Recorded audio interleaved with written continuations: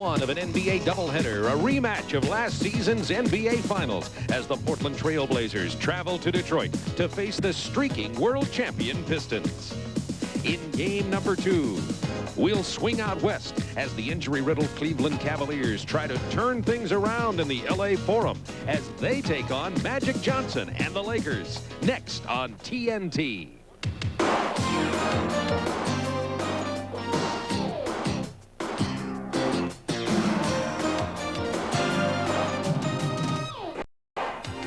1977 was the year the Trailblazers, led by the great Bill Walton, brought the city of Portland its first NBA championship.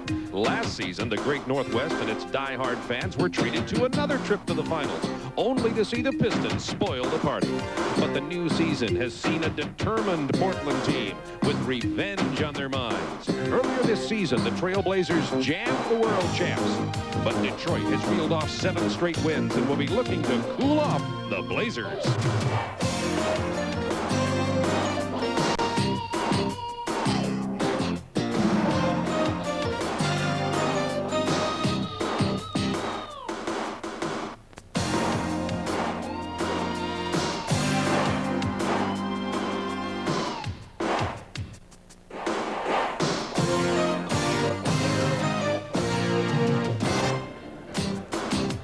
Only the tough will be performing in this game tonight here in Detroit. We know that Detroit and Portland's tough, but the fans have to be tough. We have near blizzard conditions in the Detroit metropolitan area. We've had ice today, we've had snow and sleet and rain, and now it's cold too. There'll be even late arriving fans here at the Palace tonight. It is sold out again and will be sold out, and the fans are tough in this area. They'll all be here eventually, but outside it is cold. A couple of great teams meeting tonight, the 2 finalists in the NBA championship series last year, Portland and Detroit. The Pistons on a 7-game win streak. Last year, Pistons blew through in the championship series, winning 4 games to 1. But in the opener this year, out in Portland, in the 2 meetings between these 2 teams, the Trailblazers got the win there. So, Hubie, we had Detroit sweeping through, Portland winning here early. Well, when you go back to the playoffs, the Detroit team just dominated in every major category.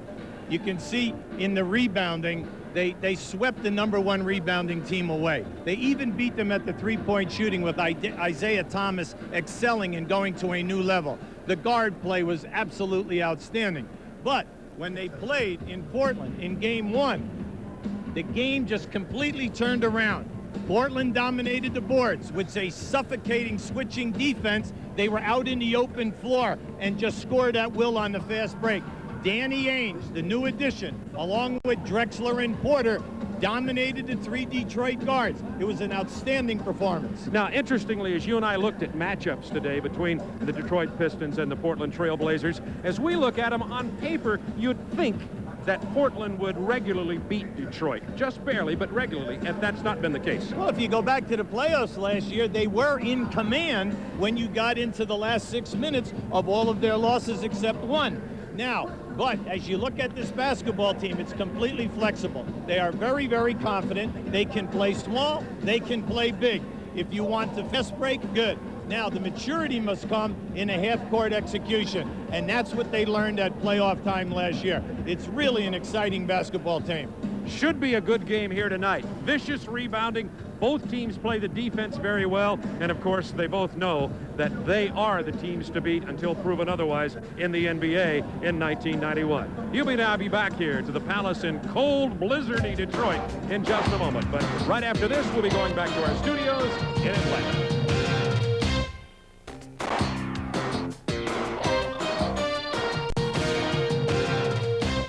We're just a few minutes away from the tip at the Palace. Game 1 of our Friday night doubleheader. The Pistons hosting the Blazers, to be followed by the Cavs and Lakers in Game 2 from the Great Western Forum. And as always, we'll try to shoot some bonus coverage your way, a live update or 2 from another of the 8 games on the Friday night slate. First, a little news around the NBA. How about the Sacramento Kings? 59 points is all they managed against Charlotte last night. That's the 2nd lowest total in the NBA since the shot clock was introduced. The old Milwaukee Hawks had 57 back in 1955. Now check out these crowning achievements by the Kings in their 101-59 loss. Their starting 5 combined for 23 points. The team hit 22 field goals, which matched their number of turnovers. And quarter by quarter, twice they didn't reach the teens, and once they exploded for 20. Coach Dick Motta summed it up. What went wrong? Shooting, passing, dribbling, it was all ugly. Well said. The list of the all-time scorers in the NBA could be adjusted tonight depending on how Alex English and Moses Malone do this evening. Both are closing in on 6th place on the all-time list, a spot currently held by Laker legend Jerry West. Alex English with 6 points against Utah will pass West. If Malone can score 21 in Chicago, he will pass West. English and Malone, the leading active scorers in the league, could drop Jerry West into 8th place all-time tonight. And, of course, we'll be keeping tabs on those guys as the night goes on. Before we send you back to the Palace, let's hit the scoreboard very quickly. Boston trying to make it 18 straight at home, trailing the Clippers 35-26 early in the second. And Minnesota and Miami 31-30. Pooh Richardson with 16 points in the first period for the T-Wolves. Back at the half with updates from around the league, but coming up next, game 1 of our doubleheader, the Blazers and the Pistons next on TNT.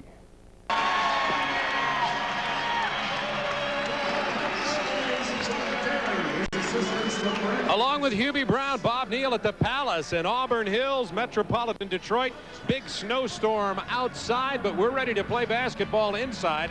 Jerome Kersey strained his calf muscle on December 29th. He is going to try to go at the forward position. He has missed 6 games for the Blazers. They'll have Williams, Duckworth, Drexler, and Porter joining Jerome Kersey in that starting lineup for Portland with 30 wins and 6 losses. Rick Adelman right now the leading coach in the NBA West. He will, if things stay the same, be the all-star coach on the February 9th weekend in Charlotte from the West because his team has the best record. Starting lineups for the Pistons, Rodman and Edwards up front, Lane Beer at center, and Joe Dumars is going to try to go. He has a sore big toe on his left foot that he hurt in the Charlotte game, and I talked to him a moment ago. He says he is going to give it a try, but I can tell you he's hurting just a little bit, and those are the Jeep Eagles starting lineups. The Detroit Pistons of course, are coached by Chuck Daly, who just a couple of days ago recorded his 401st career victory as a head coach. Joe Crawford will head the refereeing crew for tonight's game here at the Palace, in the northwest suburbs of Detroit, Michigan. You see the series is tied at 32-32, as well it should be. The best 2 teams in the NBA by most everybody's judgment. Of course, the Pistons' record is not the best in the league, but they're only 2 games out of the league in the Central Division of the NBA, having won 7 in a row. Portland 3-3 in their last 6 games. They have played 24 minutes at the Palace of Auburn Hills, and the Pistons trail the Portland Trail Blazers by 6. I'm Ernie Johnson in our Atlanta studio with the Prudential Halftime Report. We have bonus coverage for you tonight, not only a doubleheader here on TNT, but bonus coverage, the Midwest Division game between the Utah Jazz and the Dallas Mavericks. We want to turn it over to Hot Rod Hundley and Ron Boone. They're making the call at Reunion Arena in Dallas. Well, the Dallas Mavericks. Down court to Brad Davis. Davis to the angle right. Stockton will guard him there. Brad takes it down low right into Rodney McCray. Got about a mailman. McCray turn, double pump, leap and lean, score it. McCray, his first bucket of the game. Karl Malone leads Utah with 14. The mailman also with 7 rebounds as Stockton crosses midcourt left side. We're tied at 29. Karl Malone on the screen. Stock goes back to Griff for 3. From the parking lot, it won't go. Rebound knocked away, and Randy White's got it. Here's outlet to Brad Davis. Brad front court, playing with 5 stitches in his chin in that game here the other night where he got hurt. Down low left to go to Rodney McCray. Backs in on Karl. He'll go up top of the lane to White for 3. In and out. Rebound. Dan O'Sullivan. Quickly to Stockton. Stock front court straight away. He'll fake drive the alley, split the defenders. Drop it to Thurl Bailey. Slam dunk. Bailey from Stockton. And a beautiful fast break. What a pass there by John. I was watching Rolando Blackman. Boy, what a disgusting look he had on his face after giving that layup up. 31-29. Utah with the lead. Rod Hundley along with Ron Boone. Here in Dallas. Here's McCray in the paint. Run up a right hook. 5-footer. Good. He gets his second field goal of the quarter. And we're tied at 31. Stockton for Utah. Stock left side. Brad Davis will guard him. Karl Malone comes over to set the screen. Stock left to right. Drive the alley. Bump by Brad Davis, and he passes off, and they get the foul. Stock knows it. Should have taken a shot. Mad at himself for not throwing the ball up when he heard the whistle. Anytime you hear the whistle, just throw it up in the air and make it look like you're trying to shoot the basketball anyway. But I think John had committed himself already to pass the basketball. So Karl Malone will come out, and Mike Brown back in for the Jazz. Karl's first rest of the game. He has 14 points. He had 12 in the opening quarter. So Stockton will handle the ball. Stockton left side. Thurl Bailey the screen. Stock left to right. Stockton Goes to Grip. Free throw line angle right. Darrell can't get away. He'll go again to Stockton. 8 seconds on the shot. Stockton for 3. Down the barrel, won't go with a rebound. John Chansky's just checked in. Out of the University of Minnesota at 6'10". I'll go down the right side to Brad Davis. Brad looking in for Randy White. He'll go to Randy in the right corner, guarded by O'Sullivan. Randy White fake right, go left to Brad. Cross court left to Blackman. Knocked down and kicked by Darrell Griffith. Fresh time on the shot clock for the Mavericks. Lou Edwards back in for Utah. All right, that is bonus coverage here on TNT. Tied up 31 all. By the way, Alex English, who needs 6 points to pass Jerry West for 6th on the all-time scoring list, has 2 points for Dallas as they are in the second period. Elsewhere on this Friday night in the NBA, the LA Clippers playing at the Boston Garden against the Celtics, who are trying to make it 18 straight at home. But it's a little cold start. Kevin Gamble misses the jam. They only shot 39% in the first quarter, did Boston. Ken Norman, averaging about 22 a game, gets the roll right there in a 2-point lead. In fact, Mike Schuler's guys would take a 10-point lead. How many times have you seen Kevin McHale do this? And here's Danny Manning doing it over Kevin McHale. It goes around, and McHale has the answer with the scoop. That's sweet. Still, they're down by 9, and L.A. keeps the lead at 9. Danny Manning with the long pass and a 59-50 halftime lead. Right now, though, you know they'd come back. The Celtics have tied it up 63 all. They are in the third period. The Minnesota Timberwolves playing the Miami Heat. Ronnie Cycli still out with the bad knee. Pooh Richardson hot in the first quarter for the Minnesota Timberwolves. 16 points. He goes wall to wall right here for a 6-point Minnesota lead. Miami answers with the alley-oop. Glenn Rice, the lucky recipient up top. Now watch Felton Spencer of Minnesota and Terry Davis of Miami in the paint. Bango right there. Man, that hurts to look at, and yet it hurt Felton Spencer too. 3 stitches in the side of the head, but he did return to the game. Tony Campbell had a big first half for Minnesota, 23 points.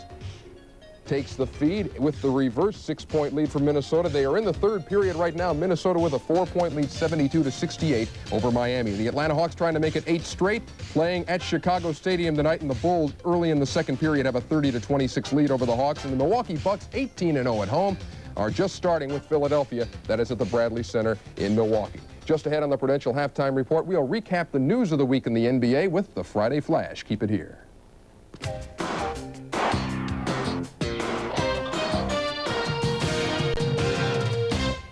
Finalists, the Pistons and Blazers, in their final regular season meeting of the year as the Prudential Halftime Report continues.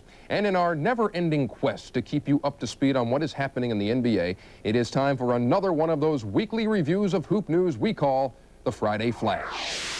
And we tip it off with another clip from the Michael Jordan highlight reel. With this free throw at the Spectrum Wednesday, he cracked the 15,000-point plateau. It took him 460 games, with Wilt Chamberlain the only guy to get there faster. And get this, Jordan has scored his 5,000, 10,000, and 15,000 points all in Philly.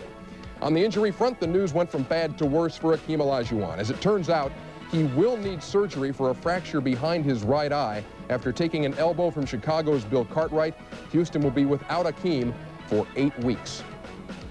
Meantime, Larry Bird's status dropped from day-to-day to indefinite as he battles back problems. Boston still won back-to-back games without him. Did you catch the Mavs-Nets game in New Jersey? OT, the Nets just a few seconds away from what looks like a 4-point win, but Lester Connor has his shot blocked by Rodney McRae. Back come the Mavs. Rolando Blackman only hit 4 out of 17 from the field, but that final bucket right there was the biggie, a 3-pointer to give Dallas a 1-point win in OT. And for what it's worth, only a handful of teams have yet to go to overtime this season. Boston, Chicago, Denver, Golden State, and Miami.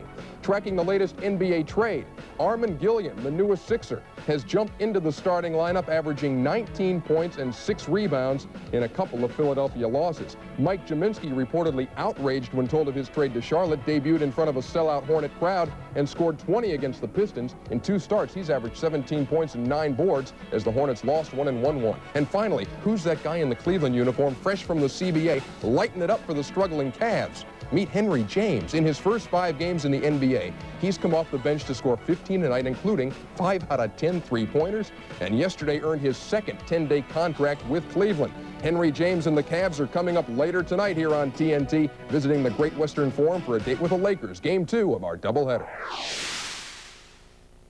In our Atlanta studio, let's update our bonus coverage game tonight, Utah and Dallas. Alex English has done it. He has passed Jerry West for 6th on the all-time scoring list with that bucket right there. That gave him 8 points on the night, 25,196 in his career. Down with a 36-31 lead over Utah. They are in the second period. Game one of our doubleheader here on TNT tonight. The Portland Trailblazers with a 53-47 lead over the Detroit Pistons. Let's go back to the Palace of Auburn Hills. Send it back to Bob Neal and Hubie Brown. Thank you, Ernie. The Portland Trailblazers lead at 53-47. They have the best road record in the NBA and the most wins in the NBA this year. Detroit got out by 8 points. Portland went on a 10-0 run in the second quarter, led by as many as 9, and they're looking pretty solid here. And when Portland leads at halftime, they've only lost about 2 games this year when they've led at halftime. Well, you have to like their style of play in the second quarter. They grabbed the hold of the game defensively. They're winning the battle of the boards right now. The 3 main guards that we talked about are all in double figures, spearheading this ball club.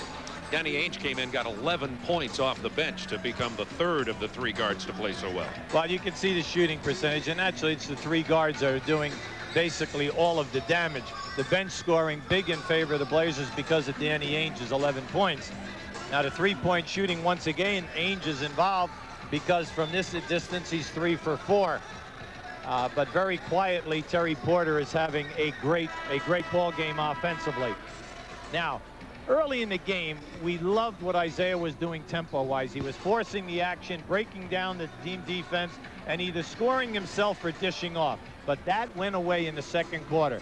Then we saw Portland going to their best. You double team, they kick out, and this guy has been on a roll, not just tonight, but for the entire season. Now, in the second quarter, they tried to continue to post up Aguirre. Now, just watch this. This is Cliff Robinson at 6'10". He's got 4 to 5 inches on Aguirre. No double team, playing him by himself, strips him, and that has been the story also at that point, because we know that Aguirre will get some shots off, but Robinson has been doing an outstanding job. Look at that. Porter with 13, Ainge 11, and Drexler 10. The big 3, the guards, are really doing it for Portland tonight. The Detroit scoring, Thomas with 14, Edwards with 8, and Rodman with 7. And Vinnie Johnson and Joe Dumars are not being productive for Detroit tonight. 2 of the 3 Detroit guards have to play well for Detroit to be able to beat this Portland team.